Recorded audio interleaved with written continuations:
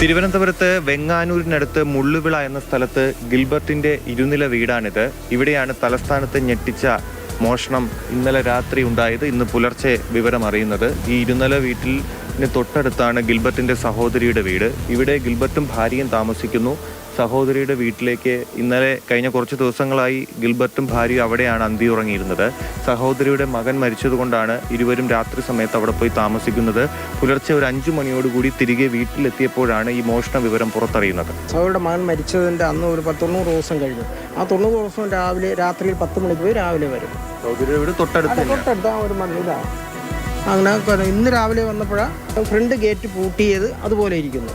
Front door കുത്തിപ്പൊളിച്ച് അകത്തോട്ട് കയറിയപ്പോൾ റൂമുകളെല്ലാം complete പൊളിച്ച് എല്ലാം കയ്യിലുള്ളതൊക്കെ എടുത്തിട്ടുണ്ട്.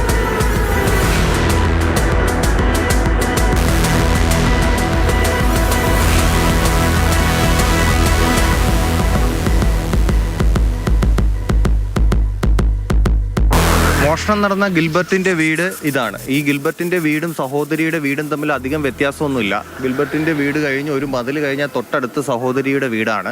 അപ്പോൾ ഇവര് എല്ലാ ദിവസവും കഴിഞ്ഞ കുറച്ച് ദിവസങ്ങളായി രാത്രിയിൽ ഈ തൊട്ടടുത്തുള്ള വീട്ടിൽ തന്നെയാണ് വന്ന് അന്തി ഉറങ്ങുന്നത്. അപ്പോൾ ഇത് കൃത്യമായിട്ട് അറിയാവുന്ന ആരെങ്കിലും ആയിരിക്കും മോഷണം നടത്തിയത് എന്നുള്ളതാണ് നിഗമനം. ഇത്രയും കറക്റ്റായിട്ട് ഞങ്ങൾ ഇത്രയും ദിവസം കൊണ്ട് ഇവിടെ എന്നും 10 മണിക്ക് പോവും, രാവിലെ വരും.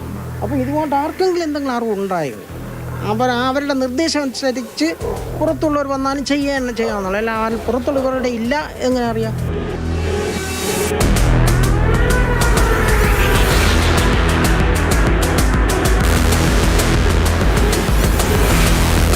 വീടിന് മുൻവശത്തെ ഈ വാതിൽ കുത്തിത്തുറന്ന അവസ്ഥയിലായിരുന്നു. കള്ളന്മാർ ആ വാതിൽ കുത്തിത്തുറന്നാണ് അകത്തേക്ക് കയറിയത്. താഴെയും മുകളിലും മോഷണം നടത്തിയിട്ടുണ്ട്. ഫോറൻസിക് വിദഗ്ധരും പോലീസും എത്തി ഇവിടെ പരിശോധന നടത്തി. ഒരു പ്രത്യേക അന്വേഷണ സംഘം തന്നെ ഈ വിഷയം അന്വേഷിക്കുമെന്നാണ് പോലീസ് പറയുന്നത്. പ്രൈമറായിട്ട് ഒരു ഹൗസ് ബ്രേക്കിംഗ് ഇന്നലെ രാത്രി നടന്നിട്ടുണ്ട്. സോ അത് ബന്ധപ്പെട്ട് ഇപ്പോൾ നമ്മുടെ ഇൻവെസ്റ്റിഗേഷൻ തുടങ്ങിയാണ്. അതിൻ്റെ എക്സാക്ട് ക്വാണ്ടിറ്റി ഓഫ് ഗോൾഡ് എത്ര മോഷണം പോയിട്ടുണ്ട് അതും പൈസവും ഇപ്പോൾ അവർ പറയാനുണ്ട്. ഇപ്പോൾ ഇവർ പറയുന്ന ഒരു 15 പവനിൻ്റെ അടുപ്പിച്ച് ഇപ്പോൾ തന്നെ അവർ പറയാനുണ്ട്. ഇപ്പോൾ മരുമകൻ വന്നിട്ട് അവർ തന്നെ ചെക്ക് ചെയ്തിട്ട് അവരുടെ എന്തെങ്കിലും സ്വർണ്ണം പോയിട്ടുണ്ടോ ഇല്ല അത് നമുക്ക് കൃത്യമായിട്ട് ഇൻഫർമേഷൻ കിട്ടും. അവർ വരാൻ വേണ്ടി നമ്മൾ വെയിറ്റ് ചെയ്യാണ്. ജസ്റ്റ് വന്നിട്ട് വീട് ലോക്കായി അത് കണ്ടിട്ട് തന്നെ ആൾക്കാരെ കയറാനുള്ള സാധ്യത ഉണ്ട്. അതായതുകൊണ്ട് എല്ലാ ഇൻവെസ്റ്റിഗേഷൻ ഓപ്ഷൻ ഓപ്പൺ ആണ്. നമ്മൾ ഇത് ബന്ധപ്പെട്ട് 2-3 ടീമായിട്ട് എല്ലാ CCTV പരിശോധനവും പിന്നെ തൊട്ടടുത്തുള്ള ഇൻഫർമേഷൻ കളക്ട് ചെയ്യാൻ വേണ്ടി എല്ലാം നമ്മൾ തുടങ്ങിയിട്ടുണ്ട്. അതുകൂടെ തന്നെ ഇത് സ്പെഷ്യലായിട്ട് ഒരു ഇൻവെസ്റ്റിഗേഷൻ ഗ്രൂപ്പ് ഫോം ചെയ്തിട്ട് ഇത് പെട്ടെന്ന് പിടിക്കാൻ വേണ്ടി നമ്മൾ ശ്രമിക്കുന്നു.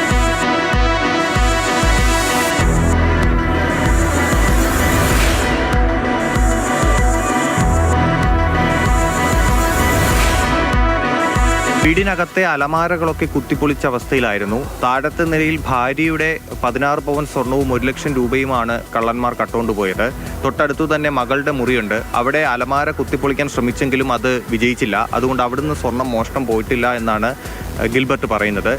തൊട്ട് മുകളിലത്തെ നിലയിൽ 1ാമത്തെ നിലയിൽ മകൻ്റെ റൂമിൽ നിന്നാണ് കൂടുതൽ സ്വർണം മോഷണം പോയത് എന്നുള്ളതാണ്. അവിടെയും അലമാരകളും ഈ സ്വർണവും ആഭരണങ്ങളൊക്കെ വച്ചിരുന്ന റാക്കുകളും മറ്റുമൊക്കെ കുത്തിപ്പൊളിച്ചിട്ടിരിക്കുന്ന അവസ്ഥയിലാണ്. എൻ്റെ വൈഫിൻ്റെ കസ്റ്റഡിയിലുണ്ടായിരുന്ന ഒരു 16 പവനും എൻ്റെ വൈഫിൻ്റെ കയ്യിലുണ്ടായത് 1 ലക്ഷം രൂപയോളം ഉണ്ട്. അത്രയും പോയി. ഇനി മകൻ മൂളത്തി ആഭരണം ഉണ്ട്. പക്ഷേ അത് മകൻ വന്നുകൊണ്ടിരിക്കുകയാണ്. അതും അലമാര ഞാൻ കയറി നോക്കും കുറേയൊക്കെ പൊളിച്ചിട്ടിരിക്കുന്നു. പക്ഷെ 3-4 അറകൾ പൊളിച്ചിട്ടില്ല താഴത്തുള്ള.